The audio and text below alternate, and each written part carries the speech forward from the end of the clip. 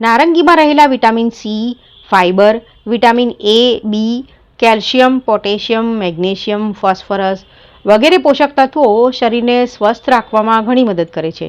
આમ છતાં શું તમે જાણો છો કે જો તમે તેનું વધુ પડતું સેવન કરશો તો તમે પણ મુશ્કેલીમાં મુકાઈ શકો છો? તો ચાલો આજના વિડીયોમાં જાણીએ કે કઈ કઈ પરિસ્થિતિઓમાં નારંગીનું સેવન ટાળવું જોઈએ. જો તમને પાચન સંબંધી કોઈ સમસ્યા હોય તો નારંગીનું સેવન બંધ કરી દો.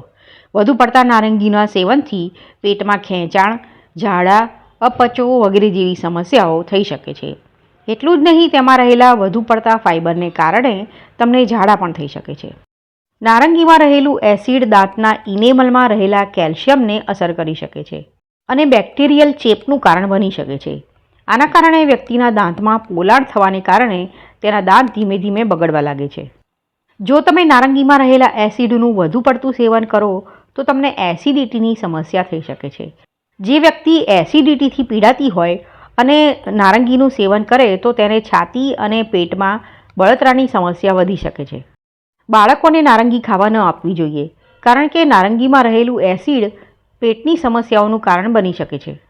સ્વાસ્થ્ય નિષ્ણાતોના મતે ખાલી પેટે નારંગીનું સેવન ન કરવું જોઈએ.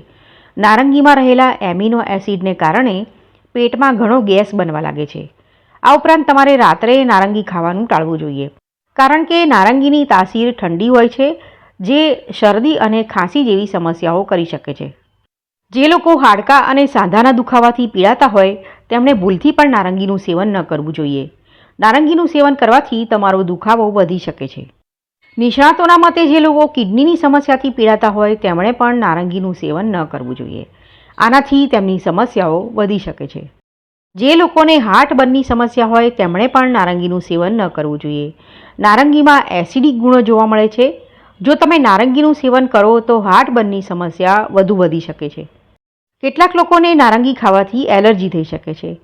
એના કારણે તેમને ત્વચા પર ફોલ્લીઓ, ખંજવાળ વગેરે જેવી સમસ્યાઓનો સામનો કરવો પડી શકે છે.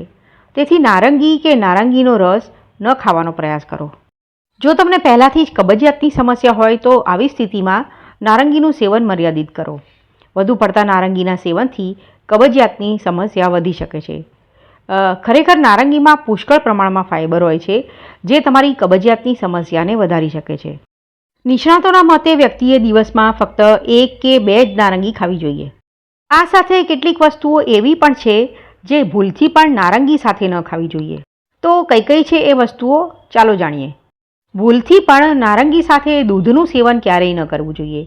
આમ કરવાથી તમારા પાચન તંત્રને નુકસાન થઈ શકે છે અને તમને કબજિયાત અને અપચા જેવી સમસ્યાઓ થઈ શકે છે. નારંગી ખાધા પછી પપૈયું ખાવાનું ટાળવું જોઈએ, નહીં તો સ્વાસ્થ્ય પર ખરાબ અસર પડી શકે છે. આરોગ્ય નિષ્ણાતોના મતે ગાજર અને નારંગીનું એકસાથે સેવન સ્વાસ્થ્ય માટે ખતરનાક બની શકે છે. આનાથી અનેક પ્રકારની સમસ્યાઓ થઈ શકે છે. નારંગી ખાધા પછી કે તેનો રસ પીધા પછી ક્યારેય પણ નાગરવેલનું સેવન ન કરવું જોઈએ. આનાથી ફેફસાને નુકસાન થઈ શકે છે. નારંગીની સાથે દહીંનું પણ સેવન ન કરવું જોઈએ. કેટલાક લોકો ખાધા પછી તરત જ નારંગી ખાવાનું શરૂ કરી દે છે, પરંતુ આમ કરવાથી ખરાબ અસર થઈ શકે છે. ભોજન કર્યાના અડધા કલાક પછી જ નારંગી ખાવી જોઈએ. નારંગીને કોઈ પણ સમયે ન ખાવી જોઈએ. શક્ય હોય તો બપોરના ભોજન પછી જ નારંગી ખાવી જોઈએ. તો મિત્રો, વિડીયો જોવા માટે તમારો ખૂબ ખૂબ આભાર. ફરીથી મળીશું, ત્યાં સુધી આવજો.